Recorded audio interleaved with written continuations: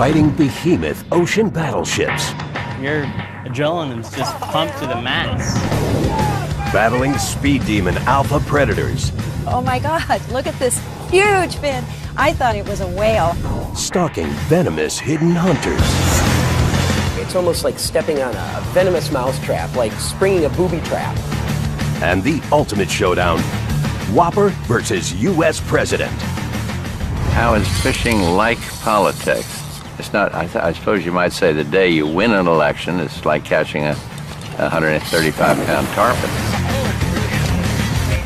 For science, sport, and food, it's the most extreme encounters in our eternal quest for hooked monster fish.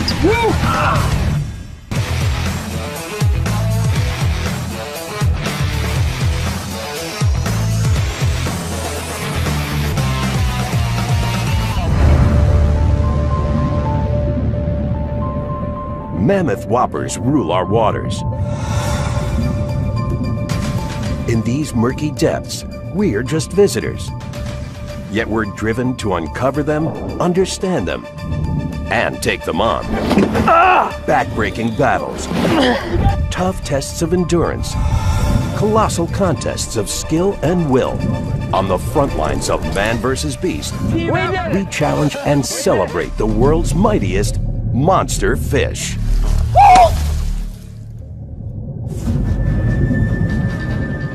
In the world of whoppers, they're a killer combo. Part fearsome hunter, part turbocharged torpedo. The Mako shark. It's really the speed demon of the ocean. These powerful double threats are the fastest sharks on Earth, with speeds exceeding 48 kilometers an hour. No other shark combines such breakneck speed with such fierce killing power. It all makes the Mako one of the ocean's most ferocious and deadly predators.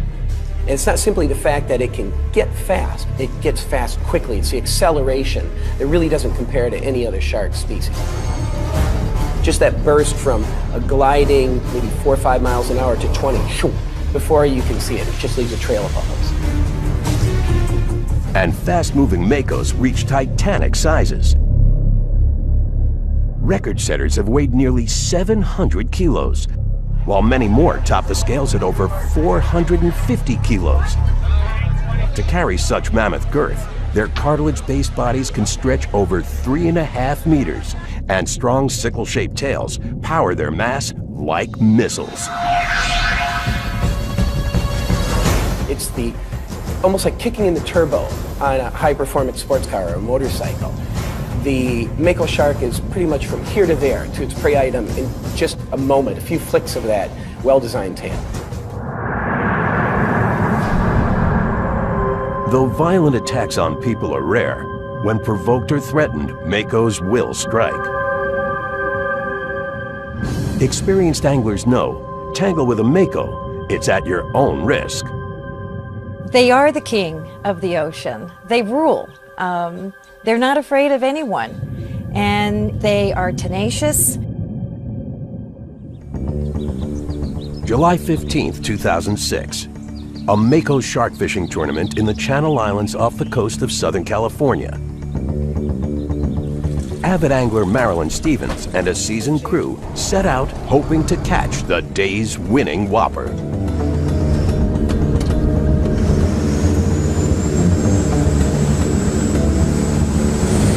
Reaching the open ocean, the crew drops some tempting shark bait, a punctured bucket filled with fish guts. Okay guys, chum's over. Chum's going in. Some sharks can smell blood in the water at an astounding 1 part per million. That's the equivalent of detecting a few drops of blood in an Olympic-sized swimming pool. The crew watches and waits. Suddenly, 100 yards from the boat, they spot a fin. It's so big, they're not sure what species they've lured. We all screamed and yelled and carried on and said, oh my God, look at this huge fin. I thought actually it was a whale. Marilyn's determined to find out. But before she can get closer, the fin disappears. turning around. He's not coming back in. Look. Marilyn fears she's lost the catch. But a few hours later, it's back. There was that fin again, now only about 30 yards out from the boat. Up close, there's no doubt, it's a mighty mako. The crew casts a baited line towards the fish, but the fin disappears once more. With the clock ticking, Marilyn's hopes for the tournament trophy disappear with it. He's not taking it yet. Then, without warning, she feels an arm-ripping heave on her line. Oh, man! Oh! It was a very, very different experience than I've ever had. The tug was incredibly powerful. With the reel spinning fast, it's hard to stay calm. But Marilyn knows, against a mako, she needs a strategy. To hook it, she's got to let the shark grab the bait and run. I kept thinking was be careful, be careful, be careful, because if I don't hook it, if he doesn't take the bait, if I don't set it correctly, I'm going to miss this one glorious opportunity. The angler yanks the fishing line in several strong bursts, gripping the rod with both hands. At last, Marilyn's done it. The mako's hooked. Now she has to hang on to a wild Go in beast. sideways. That's it. Step over. Okay, you got it. You got it. The mako sails above the water, doing flips. As soon as I set that hook, he just came leaping out of the ocean, did that backflip, did it twice, and that was spectacular. Oh my God! Oh my God! Then, Marilyn's worst fear. The hunted becomes the hunter. The mako changes direction, headed straight towards the boat. Johnny, he's charging the boat. Let's move it. Hit it. Mako shark are fast, and they have been known to actually jump in boats. And so whenever you have a Mako shark charging at the boat and literally, coming towards you, that is a major concern. Hit it. Hit it. Reacting fast, the crew tries to keep the boat ahead of the shark. But the speeding mako has its own plan. Immediately, it hits the surface and starts rolling on the line, spinning like a top. My gosh, I've never seen a Mako do that before. That was a very, very dangerous part of the capture because they'll do that in an effort to try and break the line. Johnny, he's going out. We need to back down. That's Go, go, go, go, go, go! To give the line some slack, the crew backs up. But the rolling mako suddenly dives under. Fish and boat are locked in a battle of wills. He's taking line, I'm trying to get some line back. He's taking more line, I'm trying to take line back. And there's a tug of war going on at that point. That's it. Good. The tug of war rages for a grueling 2 hours. Marilyn's worn out and worried she's losing the catch. Good job, Marilyn. Good job. Then, with a muscle-burning pull, she gets enough line to pull the mako up, holding it at the surface. It's titanic, even bigger than anyone expected. Oh my God, that is a big Mako. We knew it was the largest Mako shark we had ever found. It's scary to see that size of a fish that close to you with his mouth wide open. I would say that there was definitely a fear factor there. It's a daunting challenge. To reel a snapping shark to a boat takes courage and skill. Hey guys, I got leader. Come on, guys. Come on, guys. Gas ready. Moving fast, the team pulls the shark in. Come on. Get it, hit it. Oh, come on. Rope tying its tail and snout. At last, after putting their tournament fishing skills to the ultimate test, they've got the whopper mako caught. We got it. We got it.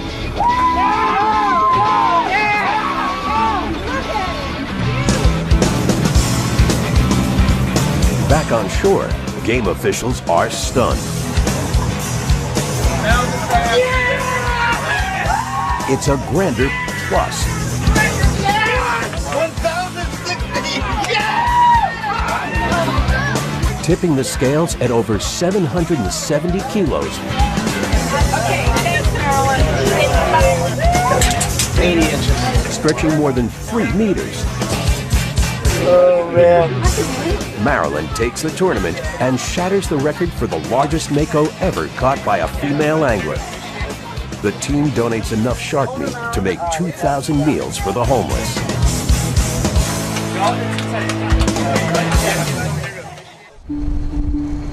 But today, as a species, makos face growing threats. Alarming evidence shows a double danger.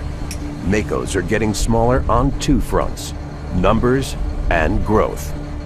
Smaller sizes and populations are driving biologists to investigate. Many believe one of the gravest threats to the makos comes down to a lethal element: mercury. We find that mercury levels, the atmospheric mercury that falls into the ocean and again works its way up the food chain to these top predators like the mako shark, mercury levels are building in their tissues. Frequently, the bigger the fish, the higher the mercury level. Also known as quicksilver, mercury's a heavy metal, a powerful pollutant that gets into the air and water. Big fish like makos live long, eating a steady diet of mercury-carrying prey. Over time, the whopper fish becomes dangerously unhealthy, stunted, and toxic. Worldwide efforts to clean up mercury are helping, monitoring metal manufacturing, and curbing mercury-based products. All giving monster fish like the mako a chance to reach truly monster proportions.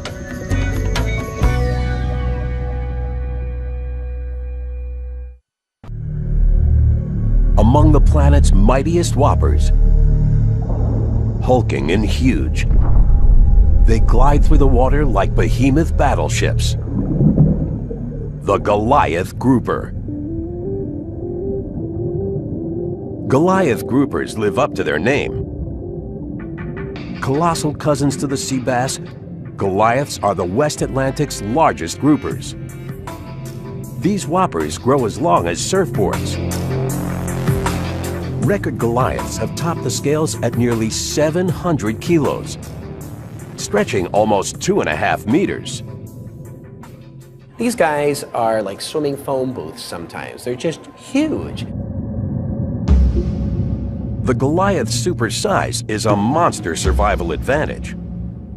Powered by hunting instincts, giant Goliaths are fiercely territorial and hungry. Fish, shellfish, and even sea turtles who swim into Goliath turf fast become food. And as for predators, Goliaths get so big, they outsize hunting barracudas and sharks. Only the largest predator even attempts a Goliath kill. For anglers, tackling a Goliath grouper's a tough test, fighting a mammoth fish that won't quit.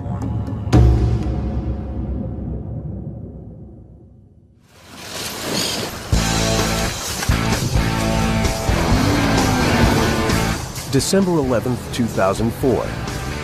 Fishing mecca, San Carlos Bay, Florida. Professional fishing guides Nelson Diaz and Ben Chansey set out together with only one species in mind: Goliath grouper. And the men know there's only one place to go: the Sanibel Causeway Bridge, Goliath's stomping ground. Here, these territorial fish take advantage of concrete pylons, ideal cover for ambushing prey.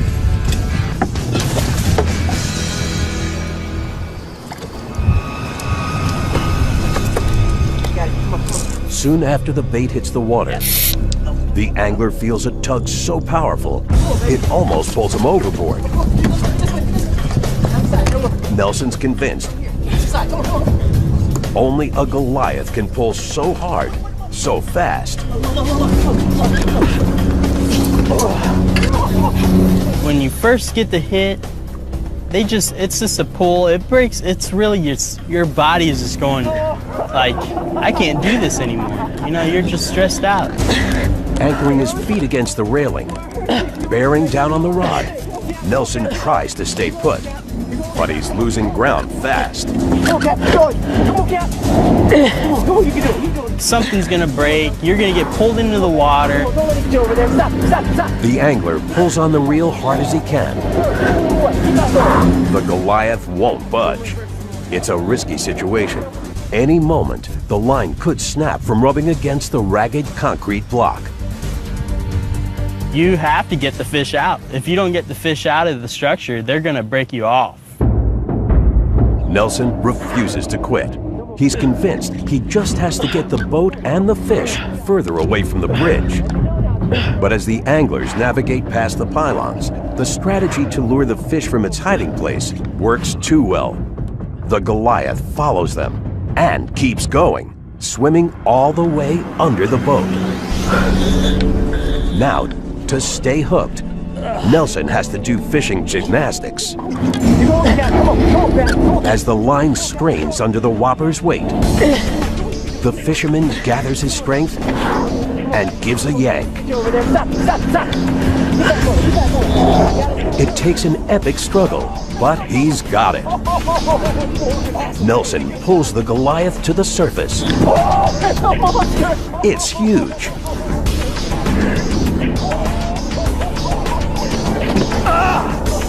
God! Yet a new battle's just begun.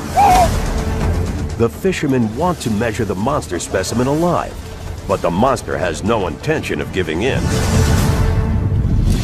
The Goliath thrashes and slaps. Using an instrument called a boca grip, the angler corrals the fighting fish. Nelson grabs hold of a fleshy lip. I just grabbed his lip, and it was really like, that was his lip. And it was like grabbing like a big 2x4 or something. Pulling the grouper into the boat at last. And once we slid him in the boat, you could actually really see how big he was. It was amazing. The measurements are jaw-dropping. Over 2 meters long and nearly 2 meters around, plus an estimated 300 kilos. Before releasing it back into the water, home video footage captures the catch of a career. Just couldn't wait to get pictures, and because that was my biggest fish, I ever caught there. Here she goes. Yet this supersized species is fighting for its survival. Goliath groupers are considered critically endangered. What does such a dangerous designation mean? For an animal to change its status, we can look at population density. So not just simply the number of animals, but their distribution. Before extinction, there are 4 alarming rungs on the preservation ladder. International organizations calculate factors like total population, rates of decline, and habitat threats. Once a species is in trouble, it graduates from near threatened to vulnerable, from vulnerable to endangered, and then to the worst scenario, critically endangered. Efforts like fishing bans to save the Goliath have helped the species start to rebound. The ultimate goal? Goliaths reaching the bottom rung of conservation, least concern. Among the world's biggest monster fish, some are more than just huge. They're lethal. These masters of camouflage can kill with the flick of a whip. The stingray. You may not even see it there. And if you do see it, probably the last thing you're going to think is this animal's going to be dangerous. And then bam, you've been popped, just like that.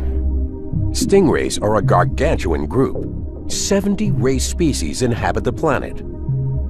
Diverse ray species may be members of different fish families, but many share classic ray traits, and among them all, the biggest whoppers are the manta rays, weighing nearly 1,400 kilos with wingspans long as 9 meters.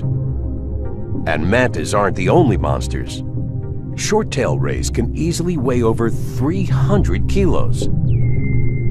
And with a nearly 2-meter length, their total surface area can add up to 4 square meters. Big as an office cubicle.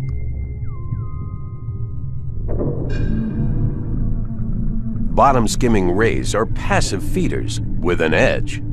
Some rays filter plankton and small fish, shellfish or krill into their downturned jaws. But when they want more, they can turn their mouths into vacuum cleaners, sucking up prey hidden under the sand.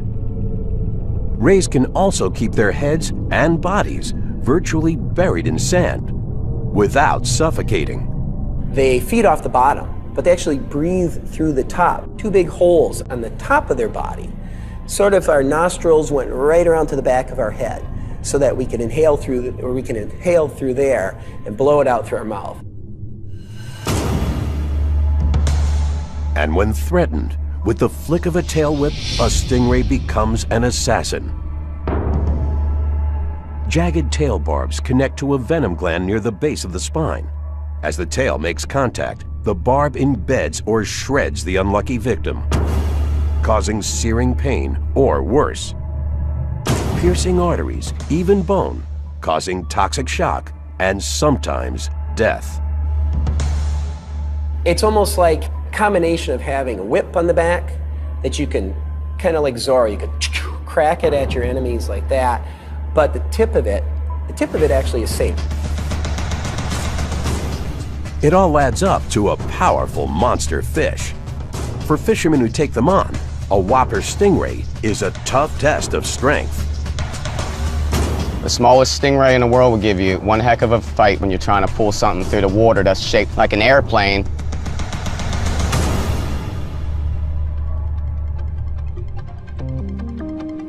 August 10th, 2007, Chesapeake Bay Bridge Tunnel, Virginia. On a mission to catch a whopper, avid angler Jason Bell stakes out a prime spot on the nearly 200-meter-long Seagull Pier, a fishing hotspot, projecting anglers far out and 9 meters above the bay. Scanning the waters, Jason casts his baited line. Setting the line to free spool, the angler props the fishing rod against the pier's railing and briefly turns away. Suddenly, the reel starts to wail.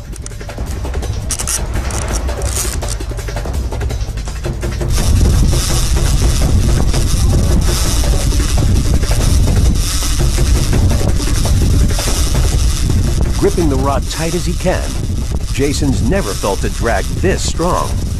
Basically, it felt like I really hooked a submarine.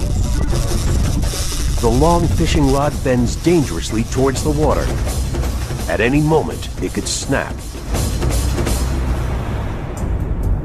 All at once, the water's surface breaks. A dark mass moves and ripples below. The angler recognizes the shape, a whopper ray. I could see like a big old brown diamond-shaped thing swimming on the water, and instantly I knew it was a stingray.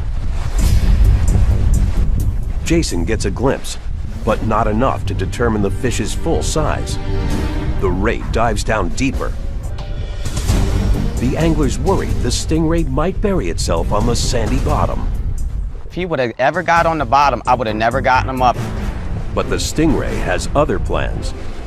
The fish pulls his line all the way under and out the other side of the pier, dangerously close to the cement pylons where the thin line could fray. In a desperate move, Jason locks the reel. It's a risky maneuver. The ray can't pull out any more line. But with the added tension, the thin filament is in greater danger of breaking. The fisherman holds tight. His arms are near the breaking point. Gathering his strength, Jason manages to reel the ray back to his side of the pier. Success! But it's only half the battle. The ray's still deep underwater. To get it to the surface, Jason has to hoist the flapping stingray straight up. It's tougher than lifting dead weight. When you're pulling a bucket through the water, it has a lot of water resistance just because of the sheer mass, the sheer size of the fish. After a back-breaking 60 minutes, Jason gets the whopper ray to the surface with a powerful heave. He can't believe his eyes. It's even bigger than he imagined. But as he struggles to pull the ray out of the water, the angler realizes it's impossible. He needs more muscle, fast. He calls out to a bystander who rushes in to help, using a gaff and rope to hook the ray. Once it's gaffed, Jason throws down his rod. Together, the men fight a bloody tug of war, literally. As I was pulling up on the rope, it was cutting right through the palm of my hand just because it was so heavy. For this phenomenal fish, they're going to need even more brawn. Incredibly, it takes 4 men, 8 arms, and many long minutes to hoist the ray.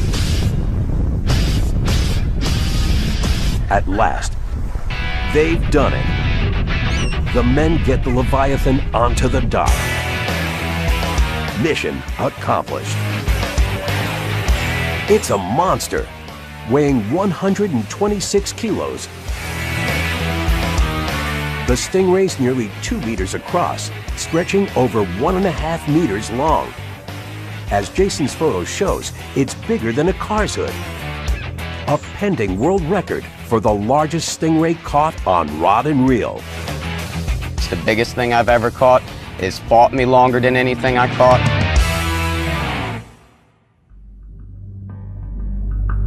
Around the world, stingrays are often feared. Yet ironically, in the future, the same toxic trait that makes these fish so frightening may become their greatest asset to species protection: their venom. Stingray venom may have healing powers. Crossing the line from poison to potion may come down to quality versus quantity.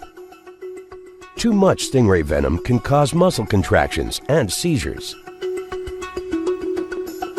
But in the right doses, new research tests if the same poisonous protein can be used to treat serious illness. From dangerous to life-saving, further proof of the importance of protecting big fish like mighty, remarkable rays.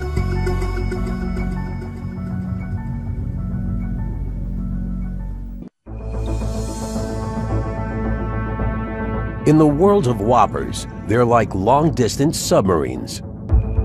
And when it's time to hunt, this swimming fleet becomes a battalion, the northern bluefin tuna. They just swarm in and attack their prey, and the prey might just explode out of the water. They move so quickly. Kilo for kilo, bluefin are some of the biggest fish to roam the open ocean. Whopper bluefin have tipped the scales at 680 kilos, stretching over 4 meters. But unlike most big fish, behemoth bluefin roam in packs. They're the largest bony fish to swim in schools. Unusual behavior for animals big enough to survive solo, yet it's extremely smart. Schooling creates a dense mass of shimmering bodies underwater, deterring predators like sharks, who find it much harder to penetrate and charge a shifting and fast-moving gang. They don't just have the advantage of strength in numbers. They have, well, truly, they have stealth and intelligence in numbers to respect. And when it comes to the hunt, schooling bluefin become a deadly swarm, executing maneuvers en masse, attacking prey like a brigade. If bluefin had a killer's credo, it'd be all for one. They're really about the only schooling fish we know of that works cooperatively. They corral around almost like a football team. They all have a role to play, but they're all working towards the same goal, and that goal is getting dinner. For anglers, chasing down these schooling hunters can push even a pro to the edge of endurance. Once a bluefin tuna is actually on the line, look out, you're looking for quite a fight.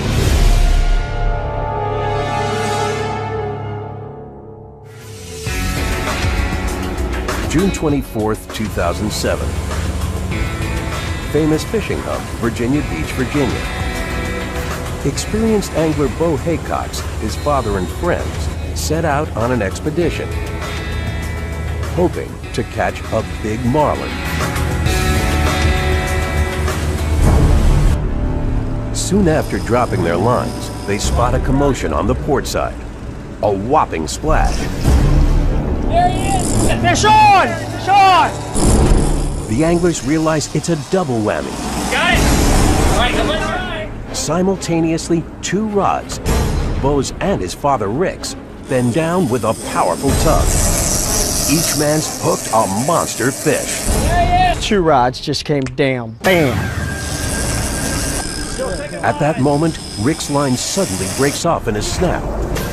He's lost his whopper catch. Bo's determined not to lose his. What started as a 2-man fight is now down to 1. For maximum leverage, Bo quickly climbs into the fishing chair. His reel is screaming. By now, the fish has taken out so much line, Bo only has about 90 meters left. It's super-sized and strong. Let's go and get it! Let's go and get We it! knew it was a huge fish. It was probably about 300 yards away, so we didn't know quite what we had. One thing Bo does know, landing this fighting fish will take all the strength he's got. And there's nothing I could do but just hold on and let him go. The exhausting tug of war wears on. Bo bucks and strains in the fishing chair. Father Rick has a trick to make it easier for his son. He pours liquid soap onto the seat, allowing Bo to slide without getting stuck. You almost got him, though. You almost got him. Hang in there. But Bo's fish shows no sign of letting up. Hang in there. The angler's body's aching, yet he hangs on for an incredible 3 hours. All right, you want some water? Neither man nor beast is willing to give up. I didn't want to fight him anymore, but I wanted to get the fish. Bo's stamina's at the breaking point. He tries any strategy to increase pressure on his line. He puts a glove on his hand to clutch the reel without cutting his flesh. It's a battle, and it's you against the fish, and you want to win. Of course, he wants to win too. Then, after 4 back-breaking hours, Bo's determination pays off. There it is! Oh! The fish surfaces in a rush. Get ready! It's no marlin. It's a bluefin tuna. The biggest he's ever reeled in. Woo! Yeah, pretty work, buddy! When he came up to the surface, I mean, I think all of us were like, oh my gosh, this is a big fish. Woo! Yeah, that's a big bluefin there. It takes all hands on deck to hoist the whopper on board. At last, they've got it. That's great. We got it. Got it? Got it. Bro, this might be a new state record. Examining the tuna, they think it might be a record catch. The skipper grabs the radio and calls friends ashore, sharing the news. They've got a monster. Ended up being, they said, you got over 100-inch fish, you got it. Great work, bro. Good job. Woo! At the docks, a huge crowd's gathered. It takes 10 men to lift the giant tuna. The mega catch stretches an astounding 2.7 meters long, weighs 259 kilos, and measures nearly 2 meters around. A record breaker, Virginia State's largest bluefin tuna catch.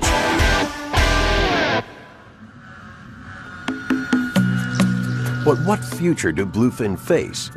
Around the world, commercial fishing and pollution are threatening bluefin survival. One solution may come down to a groundbreaking idea: turning this wild species into a healthy, sustainable crop. The challenges are immense. In order to reproduce sustainable species, you need to be able to spawn, gather, and fertilize their eggs for successful reproduction. But wild bluefin are considered extremely difficult to tame and breed. That is, until now. Though it's still challenging science, successful tuna farms in South Australia and Japan are leading the way to captive breeding. Intensive research has fueled critical innovations, including captive bluefin breeding from eggs.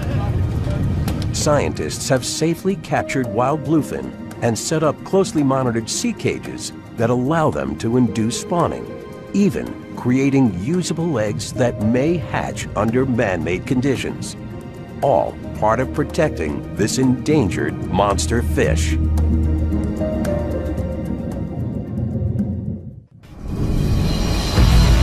In the most extreme fishing quests, some monster fish are among the most prized catches on Earth.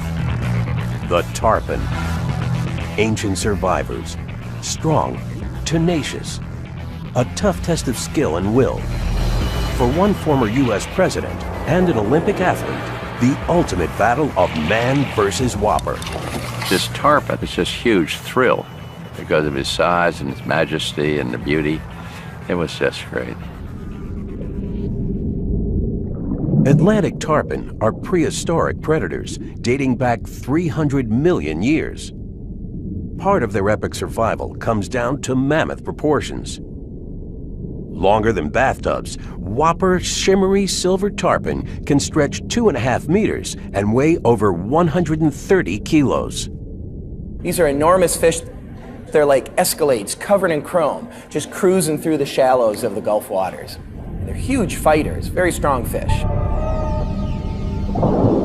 One advantage to growing huge is a mouth built like an armored trap. Tarpon jaws are connected at the throat by a bony plate and held together by ligaments and muscle. Their bony mouths literally work like snapping traps, helping tarpon catch, crush, and devour fast-moving prey with powerful force. But for anglers, penetrating these bony jaws is one of the biggest tests in sport fishing. Most hooks simply fall flat against these crushing maws. And if an angler's lucky enough to penetrate a chink in the tarpon's armor, he's in for a fight. Hang on. Famed anglers have taken on tarpon for generations. Herbert Hoover was a tarpon fishing fan. And in 1937, Franklin Delano Roosevelt and his boatmates reeled in an 80-pound Texas tarpon. And the latest leader to battle this formidable fish? See that breaking water out there?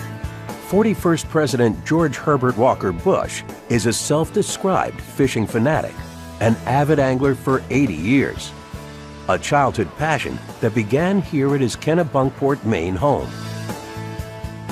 Even anglers accustomed to dealing with affairs of state embrace fishing's conquests, R&R, and family bonding. And in our family, we do it with the different generations. That's my beloved daughter. That one is the President of the United States fishing with his father. But the thing I love about this one is it shows that you do a lot of heft to get that lure out there. That'll show you 2 generations, enthusiasm of 2 generations of bushes. Did that bring a smile to your face? It sure did. I didn't want to lose him now. Like many anglers, Bush has favorite fishing buddies, including Olympic downhill skier and tournament fisherman Andy Mill. You want to net this fish for me? If I lose it, don't blame the net man. Together, they're veterans of adventure fishing around the world. I got it. I'll bring him over to you. Bring it around. Here we are in the Arctic Circle in frigid waters. Everybody's got hypothermia, ready to go in after about 5 hours, and President Bush is still out there in his waist-deep water, cast a fly, determined to catch an Arctic char. The President's got a fish. The President's got a fish. Oh, how fun is this? Glad to be of service. Call on me if you need me. April 19th, 2008, the Florida Keys. I think we're going to do very, very well. President Bush, Andy Mill, and boat captain George Wood set out for a tarpon fishing expedition. Prepping their rods, and bracing themselves for the fish's unique challenges. True to his mission, Bush insists on using fly gear. I know it can be done, fellas. Sometimes you can throw right at them and they won't touch it. There you go. The anglers drop their baited lines, scanning the waters, looking for any movement. Come on, little guy. The former president is battling an additional challenge. An injury. A recent back sprain keeps him seated. On board, buddy Andy Mill hides his concern. There you go, beautiful. In the back of my mind, I'm thinking, you know, it's hard for him to stand up on the deck of a boat. You're rocking in the water. You can't cast too far. And the visibility, you got to be able to pick up and see these fish. And that's getting more and more difficult for him. But Bush is determined to land a monster. Suddenly, there's turmoil in the water. Churning, changing tides, bringing in big fish. And the tide switched, and all of a sudden the fish started appearing. And we knew, you know, the bombs were going to go off. And sure enough, here come the fish. Look at that, Andy. The men cast their rods into the fray. Captain, what is it? It's a whale. The skipper feels a sharp tug on his line. What the heck is that? Fish on! The captain passes his reel to Andy Mill, who promptly passes it to the seated President Bush, There you go, George. handing over what's about to become a titanic tug of war. The fish grabs hold of the bait and starts jumping. When agitated, tarpon can propel themselves several feet out of the water. And then he jumps sky high. First of several jumps. He's got a hard mouth and he took it. We got him well hooked. And so it was just keeping a strain on him. Seeing the tarpon fly through the air, everyone realizes it's a whopper. But I couldn't hardly believe it. But then I was worried about keeping him on the line, keeping him hooked, and not letting him break away. Whoa. You know, I don't think he realized how big this fish was until we got it up. And I think way down inside, he might have been a little bit intimidated. It takes tremendous strength to keep the bucking tarpon on the line. As the fight wears on, President Bush struggles through his injury, hoping the catch isn't literally backbreaking. More than once, he fears he's lost the tarpon. Don't snap the line. We'll pull this one in together. He keeps his eyes fixed on the whopper fish, cutting deep through the water, refusing to give up. And I thought Elizabeth, we fought him for 45 minutes, but it seemed like an hour. But soon, the tarpon begins to tire. Coming up for air in a second. The former president marshals the last of his strength and yanks back hard as he can on his line. All at once, he's got it. The fish surfaces at the edge of the boat. It's a super specimen. When we got that big fish up next to the boat, I had a lot of anxiety in the fact, knowing the situation. And I'm begging, I'm praying with everything I had that we could pull this fish into the lap of the president. Now the real challenge, getting the whopper on board for a quick photo and a safe catch and release. It means hauling up a mass of wriggling muscle without injuring or losing the catch. Wasting no time, experienced Captain George Wood steps in. Success. That is the fish. I think maybe you've seen the picture of the two of us holding him, and then we just turned him loose and away he swam.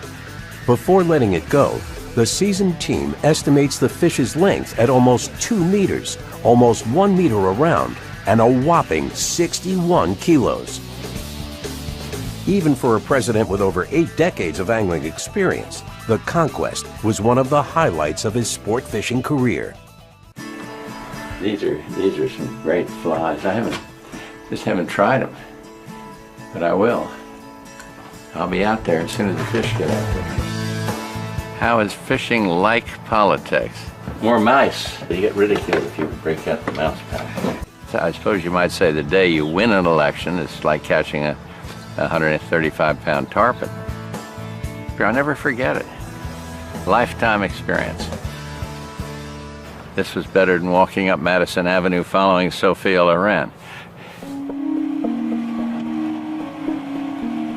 Around the world, tarpon trophy fishing is facing a new frontier and attitude towards saving the fish competitors' catch.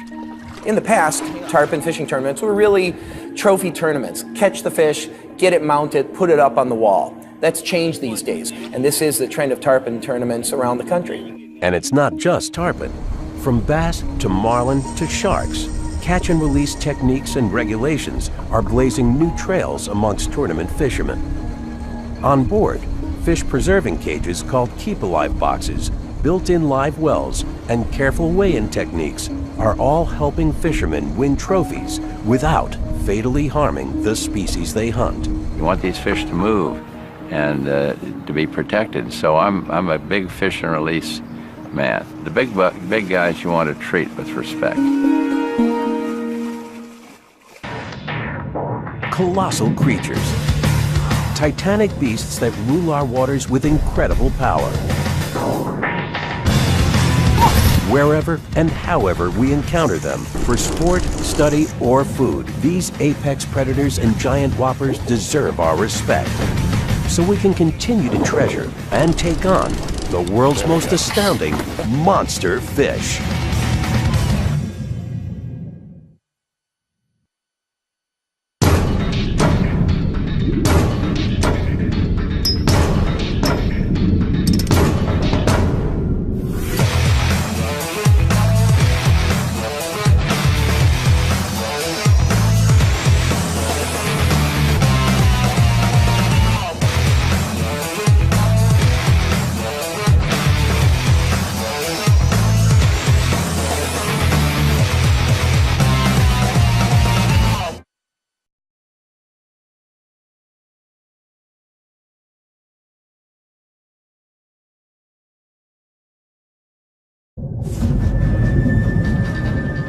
In the world of whoppers, they're a killer combo. Part fearsome hunter, part turbocharged torpedo. The Mako shark. It's really the speed demon of the ocean. These powerful double threats are the fastest sharks on Earth, with speeds exceeding 48 kilometers an hour.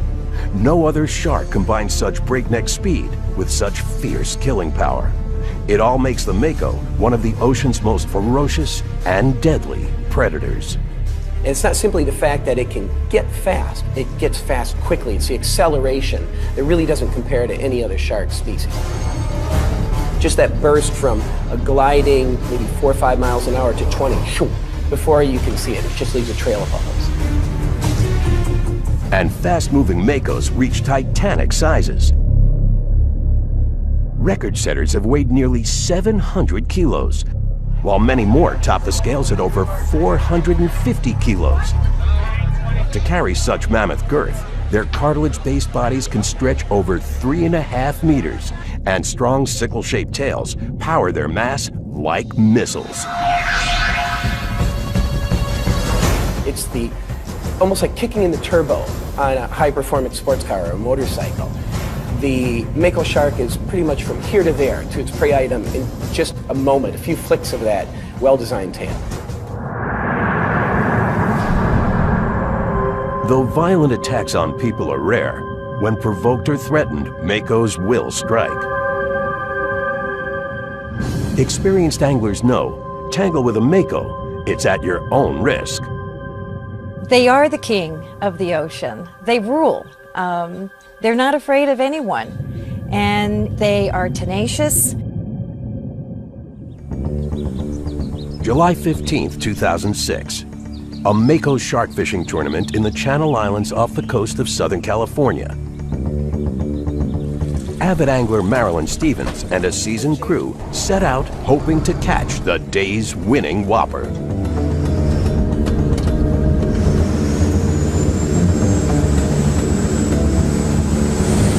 Reaching the open ocean, the crew drops some tempting shark bait, a punctured bucket filled with fish guts.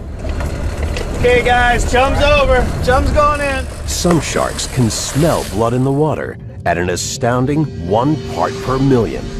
That's the equivalent of detecting a few drops of blood in an Olympic-sized swimming pool. Science, sport, and food.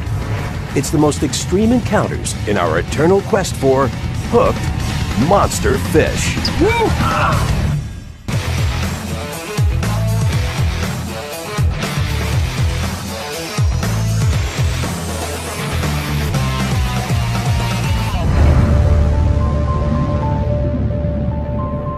Mammoth whoppers rule our waters.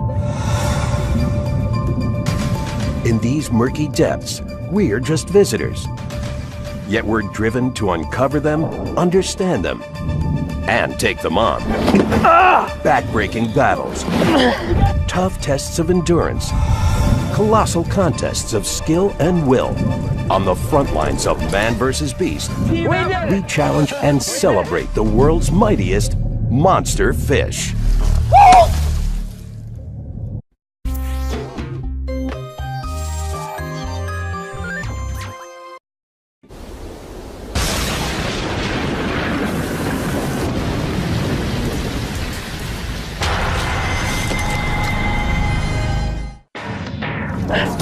Fighting behemoth ocean battleships. Your adrenaline's just pumped to the max. Battling speed demon alpha predators. Oh my God, look at this huge fin. I thought it was a whale. Stalking venomous hidden hunters. It's almost like stepping on a venomous mousetrap, like springing a booby trap.